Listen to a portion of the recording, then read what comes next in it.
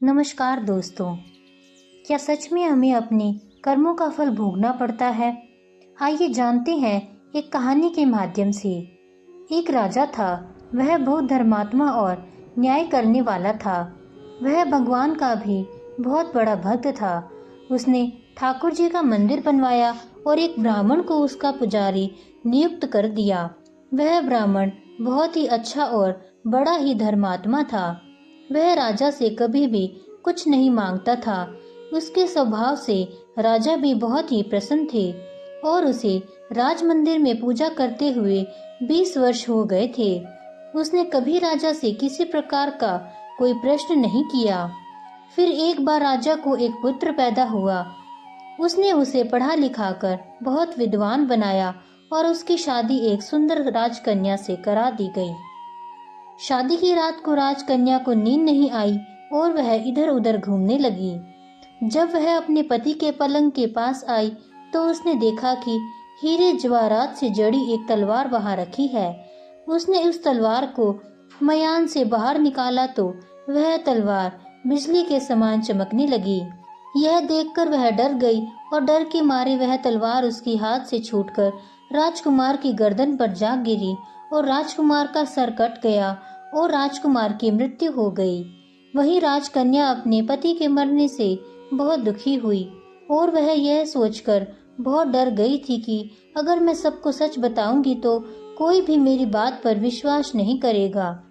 सुबह होते ही राजकन्या विलाप करने लगी और कहने लगी कि मेरे पति को कोई मार गया। लोग इकट्ठा हो गए और राजा भी आ गया। राजा ने आकर पूछा, किसने मारा है? वह कहने लगी, मैं नहीं जानती वह कौन था, परंतु उसे मैंने ठाकुर जी के मंदिर में जाते हुए देखा है। राजा समेत सभी लोग ठाकुर जी के मंदिर में गए तो उन्होंने ब्राह्मण को वहां पूजा करते हुए देखा। सभी ने उसे पकड़ लिया। ब्राह्मण ने बहुत कहा कि मैंने राजकुमार को नहीं मारा, पर किसी ने उसकी बात नहीं मानी। राजा ने भी बार बार सोचा कि ब्राह्मण निर्दोष हो सकता है, वह ऐसा कुछ नहीं कर सकता।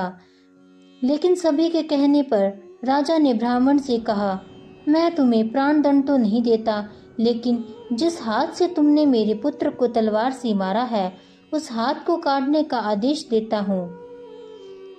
ऐसा कहकर राजा ने उसका हाथ कटवा दिया और इस पर ब्राह्मण बहुत दुखी हुआ और राजा को अधर्मी मानकर उसका राज्य छोड़कर चला गया। उसने फिर बहुत खोज की कि कोई विद्वान ज्योतिषी मिले तो अपने बिना किसी अपराध हाथ कटने का कारण उनसे पूछूं। फिर उसे काशी में एक विद्वान ज्योतिष मिले। वह ज्योतिष से मिलने उनके घर गया तो वह ज्योतिष वहां नहीं थे। उनकी पत्नी उनकी बड़ी आलोचना कर रही थी और उन्हें बहुत बुरा भला कह रही थी। थोड़ी देर में वह ज्योतिष अपने घर आ गए। उनके घर आने के बाद भी उनकी पत्नी उनका तिरस्कार ही करती रही, पर ज्योतिष चुप रहे और उन्होंने अपनी स्त्री से कुछ भी नहीं कहा। इसके बाद वह अपनी गद्दी पर जाकर बैठ गए। ब्राह्मण को देखकर ज्योतिषी ने पूछा, कहिए ब्राह्मण देवता, आपका कैसे आना हुआ? ब्राह्मण ने कहा, आया तो मैं अपने बारे में कुछ पूछने था, लेकिन पहले आप अपना हाल बताइए कि आपकी पत्नी अपनी जुबान से आपका इतना तिरस्कार क्यों करती है।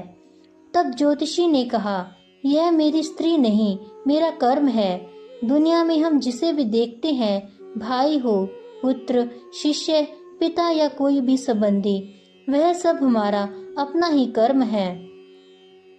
अपना किया हुआ कोई भी काम शुभ हो या अशुभ हमें भोगना ही पड़ता है। इसलिए मैं अपने कर्मों को खुशी से भोग रहा हूँ। ब्राह्मण ने पूछा, आपने ऐसा क्या कर्म किया था? तो ज्योतिष ने कहा, पूर्व जन्म में मैं एक कौवा था और आज जो मेरी स्त्री है वो एक गधी थी, जिसकी पीठ पर एक फोड़ा हो गया था और फोड़े की पीड़ा से वह बहुत दुखी थी। उस फोड़े में कीड़े पड़ गए थे, जिन्हें खाने के लिए मैं इसके फोड़े पर चोंच मारता था, जिसके कारण इसे असहनीय दर्द होता था। एक बार इसकी पीठ पर चोंच मारते हुए मेरी चोंच इसकी हड्डी में घुस गई और वह दर्द से तड़प उठी। मैंने भी खुद निकालने की बहुत कोशिश की, परंतु वह अटक गई और नहीं निकल सकी। इसने सोचा कि पानी में मैं अपनी चोंच निकाल लूंगा और ऐसा सोचकर इसने गंगा नदी में प्रवेश कर दिया। गंगा का प्रवाह तेज होने के कारण हम दोनों बह गए और बीच में ही मर गए। तब गंगा जी के प्रभाव से यह तो ब्राह्मणी बनी और मैं बहुत बड़ा ज्योतिष बना और आज ये मेरी पत्नी बनी है, जो कुछ दिनों के लिए मुझे अपने मुंह से गाली निकालकर मुझे दुख देगी। लेकिन मैंने चोट इसे दर्द पहुंचाने के लिए नहीं मारी थी, इसलिए इसकी समझ एक दिन ठीक हो जाएगी और अपने पूर्व कर्मों का फल समझकर मैं इसे सहन कर रहा हूँ और मैं इसीलिए ही शांत बैठा हूँ और मैं उस दिन की प्रतीक्षा कर रहा हूँ जिस दिन इसका स्वभाव अच्छा हो जाएगा। अब आप कहिए, आप यहाँ किस लिए आए हो? ब्राह्मण ने अपना सारा समाचार सुनाया और पूछा, अधर्मी पापी राजा ने मुझ निरपराध के हाथ क्यों कटवाए? ज्योतिष ने कहा, राजा ने आपके हाथ नहीं कटवाए, आपके कर्म ने ही आपका हाथ कटवाया है। इस पर ब्राह्मण ने पूछा, ऐसा किस प्रकार हुआ? तो ज्योतिष ने कहा, पूर्व जन्म में आप एक तपस्वी थे और राजकन्या गाय थी तथा राजकुमार एक कसाई था। जब कसाई गाय को मारने लगा तब गाय अपनी जान बचाकर आपके सामने से जंगल में भाग गई। पीछे से कसाई आया और आपसे पूछने लगा कि गाय इधर तो नहीं आई। आपने जिस तरफ गाय गई थी उस तरफ अपने हाथ से इशारा किया तो कसाई ने जाकर उस गाय को मार डाला। इतने में जंगल से एक शेर आया और गाय और कसाई दोनों को खा गया। कसाई को राजकुमार और गाय को राजकन्या का जन्म मिला एवं पूर्व जन्मों में किए कार्य ने एक रात्रि के लिए उन दोनों को इकट्ठा किया।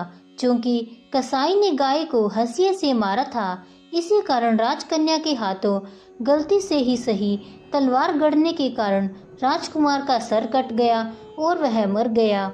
इस तरह अपना फल देखकर कर्म निवृत्त हो गया और तुमने हाथ का जो इशारा किया था उस पाप कर्म ने ही तुम्हारा हाथ कटवा दिया। इसमें तुम्हारा ही दोष है, किसी और का नहीं। तो देखा आपने दोस्तों, इस कहानी से हमें यह सीख मिलती है कि कोई भी कर्म छोटा या बड़ा नहीं होता, हमें अपने हमारे कर्मों का परिणाम भुगतना ही पड़ता है। जैसा हमने किया है उसका फल हमें जरूर मिलता है।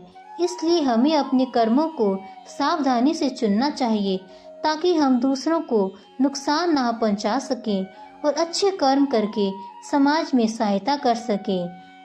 हम इस कर्म सिद्धांत को मान लें और जान लें तो हम किसी भी घोर कर्म का फल भोगते हुए भी दुखी नहीं होंगे।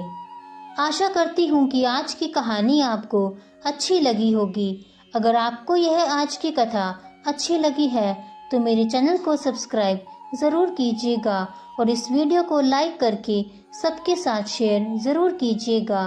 धन्यवाद।